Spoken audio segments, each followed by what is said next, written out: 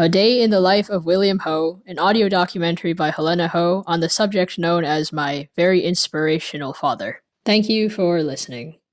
I grew up with my three sisters in a middle-class Chinese family in Vietnam, where both of my parents were business owners. I had a very happy childhood back home, and we were fortunate enough to be able to afford both our needs and wants, including private schooling. I went to high school in Saigon in 1976. However, I did not complete it because I had to flee from Vietnam in 1979.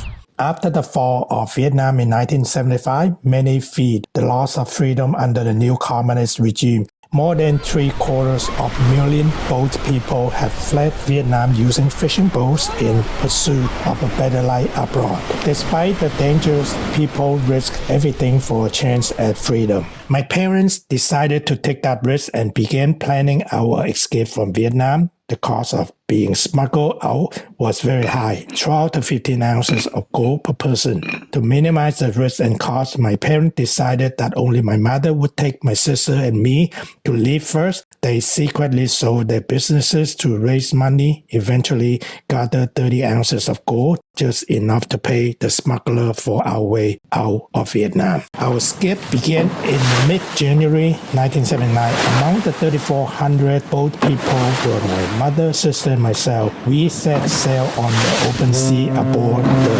3,500-ton Skyluck, disguised under the name Skyluck. The original plan was to sail to Australia, but the smuggler had no intention of going anywhere. The gold that had been paid by all the passengers were transferred to another vessel, and the Skyluck was left sailing in circles around the South China Sea. Every day we were each only given one bowl of porridge and half a glass of milk, and we had to drink unboiled water.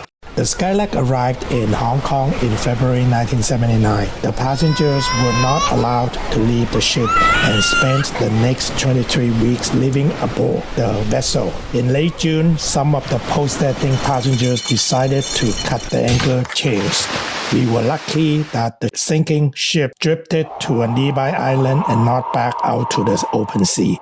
Everyone was forced to jump overboard and flee onto land, but we were eventually rounded up and placed in a refugee camp near Hong Kong Kai Tak International Airport. I was fortunate that my grandparents and my aunt were residents in Hong Kong at that time. They managed to rent a room for us so we did not have to stay in the refugee camp. We were able to find temporary job and work every day until we were accepted into Canada. Our family arrived to Canada in November 1980 through the sponsorship from a church in London, Ontario. We were sent to Fanshawe College to take the ESL course for 6 months and receive support from the church for our living. The couple who volunteered to take care of us were Jack and Marian, who were super nice people. I then found a job at the Chinese restaurant as an assistant cook. My sister and my mom found work in the factory. We were able to sponsor the rest of our family to come to Canada.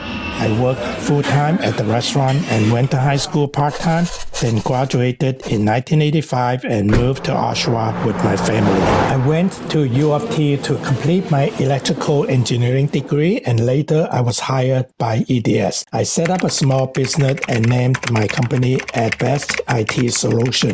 I have provided IT services to various companies including the City of Oshawa, Rolls-Royce, Fidelity, Royal Bank of Canada, Direct Energy, and currently I'm working at Enercare to support their cloud infrastructure. I got married in 1988 with a beautiful girl named Jia Wu from Chongqing, China, and now have two beautiful children, Helena and Jaden.